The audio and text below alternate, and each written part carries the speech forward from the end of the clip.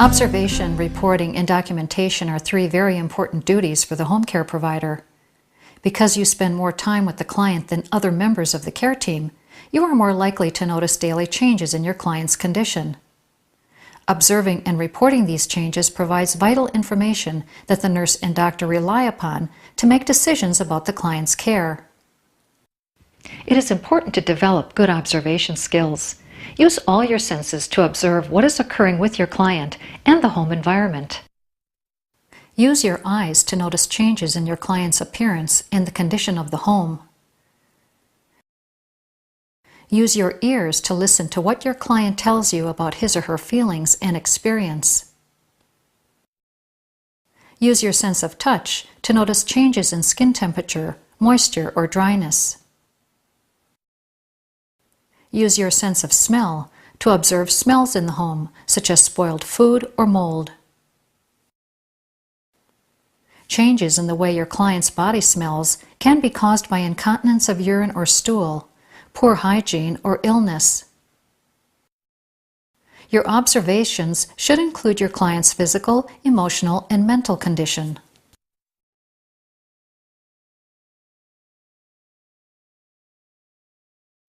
Be aware of changes in your client's skin color, sleeping habits, weight, pain levels, appetite, and speech. Be aware of rashes, discharges, swelling, or other physical changes.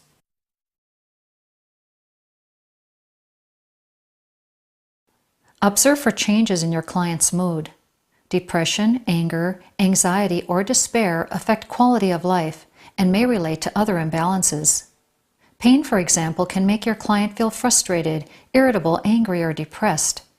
Listen to what your client says about how he or she is feeling.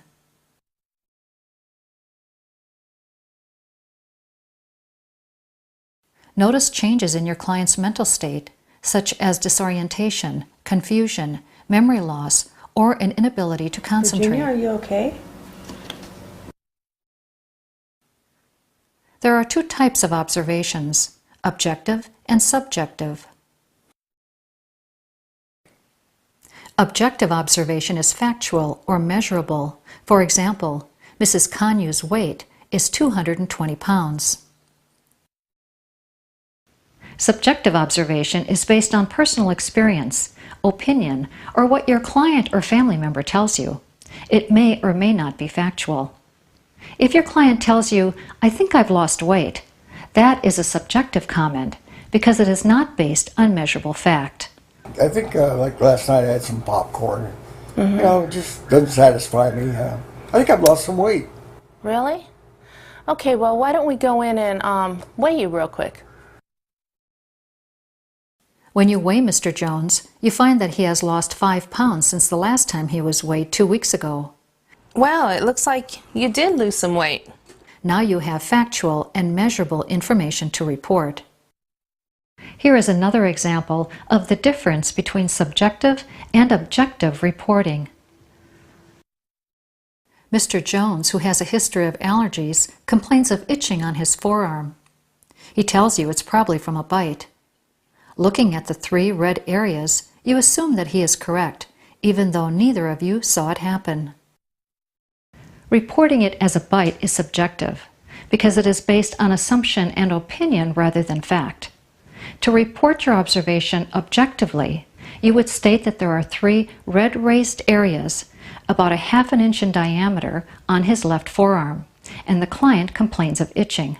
I'm visiting with Mr. Jones today, and I thought I would report and let you know that I see 3 red raised areas about 1/2 inch of diameter on his left forearm, and I thought you would like to know that.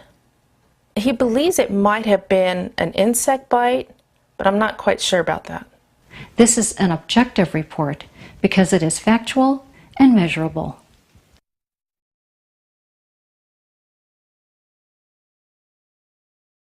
Reporting is done verbally by phone or in person. Report any changes in your client's physical, emotional, and mental condition to your supervisor. Events that put the client in danger, such as falls, deep wounds, or chest pain, must be reported immediately. It's always better to report an observation, even if you think it's unimportant or you're not sure about it, rather than risk your client's well-being by not reporting it. Report if the client does not follow medical directions, such as refusing to take medications. Report unsafe working conditions or issues with family members. Become familiar with the signs and symptoms of abuse, and report any suspicions of abuse to your supervisor. Changes you must report include falls, chest pain, severe headache, difficulty breathing, confusion or memory problems, sudden weakness or loss of mobility, high fever, loss of consciousness, bleeding, swelling, especially in the feet, changes in bowel habits, bruises, abrasions, or other signs of possible abuse, and abnormal pulse, respiration, or blood pressure. The care plan describes the client's health condition and physical limitations. It describes the methods and procedures that must be used by the members of the care team. Everyone involved in the client's care follows the care plan.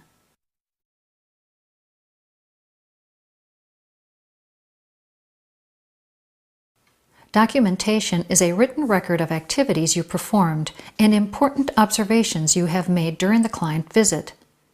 Documentation is also called recording or charting, and it becomes part of the client's medical record. The medical record is a legal document, and its contents are confidential. It's important to document accurately because should a problem arise, documentation may be used in court as evidence. Your documentation is proof that you have followed the procedures and methods defined in the care plan.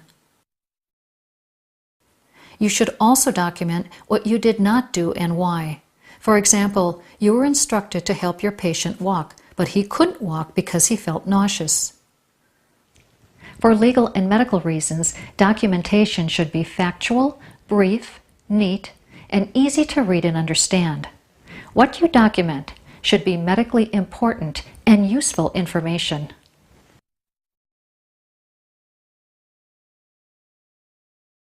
Use a black ballpoint pen. If you make a mistake, mark a single line through the word or sentence and write your initials next to that. Never erase or use correction fluid. Do not leave any open spaces. Use appropriate abbreviations. Check with your agency regarding approved abbreviations. Never make up your own. Use proper spelling and language when documenting. Use a medical dictionary if you are not sure of spelling. Make sure the client's name is on each page of the chart. Never document before you have completed a task. Document immediately after the visit so you can remember important points.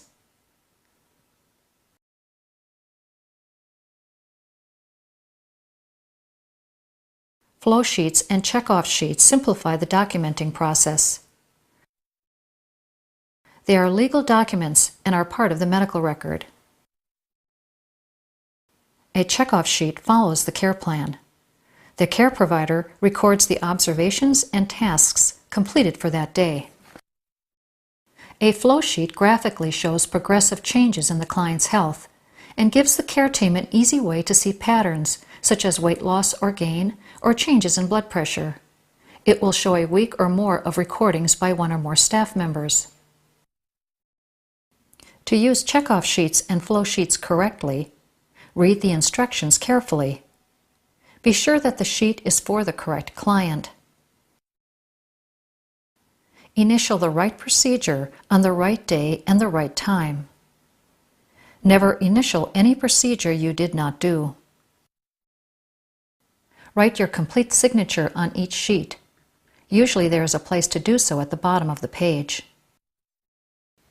When you use good observation, reporting, and documentation skills, the care team has the benefit of up-to-date information on your client's condition, and they can make changes to the treatment plan as needed. In this way, your clear, factual observations and recording are vital to your client's care.